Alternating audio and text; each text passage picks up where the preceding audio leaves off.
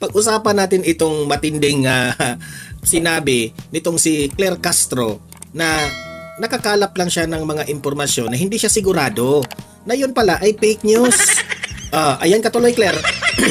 Mamaya pag-usapan natin yan ha kung paano po pinahiya nitong si VP Sara itong attack dog Claire Castro na ito, okay, sa kanyang pagpapakalat ng fake news. At ito pag-usapan din natin itong si Percy, no, itong akbayan na ngiwi, nakita ito sa mall at merong naka-video. Tapos sinabihang Duterte. Yan ang napala sa inyo, di ba? Yan ang napala sa inyo kasi banat lang kayo ng banat ng mga Duterte para lang sa pansariling interest ninyo, di ba? Na hindi niyo na inisip yung bayan natin, okay? Ipapakita natin yung video na yan. Ito ring si Ramon Ang, kilala natin ito si Ramon Ang na ito yung mga tumutulong sa gobyerno dati, no? Sa administrasyong Duterte, pati naman siguro ngayon, no? Ano ang advokasya nitong si Ramon Ang ay natuklasan niya ang problema sa baha dyan sa Maynila. At hindi pala Dolomite Beach ang dahilan dyan kaya bumaha. Ipinakita na doon sa drone ang problema at may ebidensya itong si Ramon Ang. Okay, mamaya ipapakita natin yan at pakikinggan natin si Ramon Ang. Okay?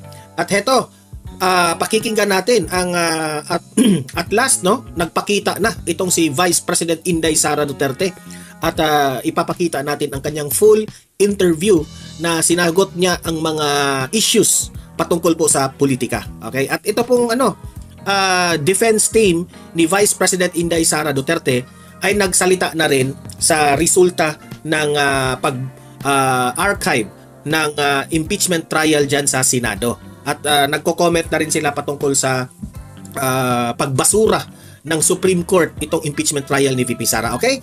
So marami po tayong video ngayon na ipapakita, guys, pero bago, help me po muna na i-like at saka i-share itong video na ito para kakalat ito sa taong bayan. Okay? Mahalaga like and share. Okay, ready? Sabay-sabay mo tayong mag-like and share. 1, 2, 3, go! Ayan, naka-like and share na ba? And sa mga bago pa lang dito sa aking channel sa Donmar TV, mag-subscribe na po kayo kung first time nyo itong napanood, no? Para lagi kayong updated sa ating mga balita. Okay, so eto, unahin muna natin itong video nitong si Percy Akbayan, di ba? At least alam mo dito, Percy, sa video na ito na marami pong supporters si Tatay Digong naggalit sa inyo. Ito, pero hindi naman siya binastos dito, tingnan niyo ang video. Play. Duterte, Duterte, Duterte, Duterte, Duterte, Duterte, Duterte. Okay. Yun po yung video na yun. Ano bang ibig sabihin dito, di ba? Sa akin lang naman, ito Percy, itong si Percy, siguro kung anong mall ito, duda ko dito, ano siguro ito? Robinson's Mall Galleria siguro ito, no? Sa tingin ko. Alam nyo naman na nakapalibot, sobrang dami po ang supporters ng mga Duterte. At siguro nakita siya in public. So, sinabihan siyang Duterte. Duda ako rito, itong nag-video na ito at sinigaw, hindi naman pambabastos kasi sinigawan lang naman siya ng medyo kalma lang, Duterte. Duterte. Ito yung mapapala mo, Percy, ikaw, Percy Ngiwi Akbayan. Ito yung mapapala mo. Kasi, nakikita kasi ng taong bayan na kayo, tira lang kayo ng tira sa mga Duterte. Sa pansarili ninyong interes. Hindi nyo na inisip ang buong sambayan ng Pilipino. Bakit si former President Duterte ang kanilang gusto? Kami, sa totoo lang, ako nakasuporta ako kay Tatay Digong nung panahon ay presidente siya hanggang ngayon kasi naniniwala ako sa kanyang advocacy, si Tatay Digong. Okay? At marami siyang nagawa. Kayo, no? Alam naman namin yung ipinaglalaban ninyo. Kilala naman namin kayo. Gusto nyo lang ma-impeach si VP Sara at makulong si Tatay Digong para wala nang sagabal sa inyo sa politika. Yun lang naman ang layunin ninyo, ma-erase ang mga Duterte. Hindi nyo na inisip ang bayan natin kung uunlad ito. Alam naman natin na ang mga Duterte lamang po ang makapaglinis dito sa mga kabalastugan na ginagawa ng gobyerno natin. Pati nga ngayon, na wala na si Duterte, iba na yung presidente natin, tingnan nyo kung gaano kalaganap ang korupsyon. So yun lang naman. At least, alam mo, per se, akbayan ngiwi, na kung lalakad-lakad ka kung sa kahit saan, ikinahihiya ka ng taong bayan, di ba? Yun lang naman. Punta tayo dito kay Ramon Ang, no?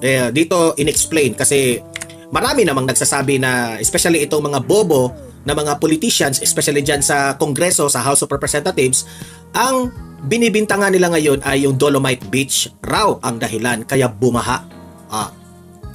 Wala naman kayong proof. Wala naman kayong ebidensya, kahit video na lang. Pero etong si Ramon Ang, hindi siya namimintang. He wants proof. So, dinidrone nila. Ngayon, dito sa video na ito, i-explain ni Ramon Ang kung ano yung dahilan bakit bumaha dyan sa Maynila. Eto, Ramon Ang, pasok. Tubig. Ang main drainage ng buong Quezon City, Valenzuela, Nabotas, Malabon, Obando, Tulyahan River, isa lang yun. At meron kumapa. Dinron. Wow! May bomba na nahanap. Tinakpan pala yung Tulyahan River ng ilog. Nilagyan, ito yung ilog. Nilagyan mo na ng sheet pile. Yun ang dahilan. Tapos tinayuan. Ginawang parang kasada. Ginawang housing. Tapos tinayuan ng eskwela doon sa paliko. Paano dadaan ni tubig? Yan si Isko Moreno. Nung tinawag sa akin nung nagdodrone, hindi ka ako totoo yan, bawal yan. Oo, totoo yan. Oy, kunan nyo ng ebidensya, video nyo. Niliparan ng helicopter kahapon. May kompletong video yan. More than 1 kilometer na tinakpan. Pare ha? Hindi 10 meters ha? More than 1 kilometers na tinakpan at niliitan yung Tulyahan River. Nakalimutan nila yung Tulyahan River. Ito yung drainage ng La Mesa Dam. Pag may bagyo, nagre-release ng tubig, isa lang ho labasan niya papuntang Manila Bay. Tulyahan River. O di nahanap yung problema. Diba? Kailangan natin ebidensya at proof.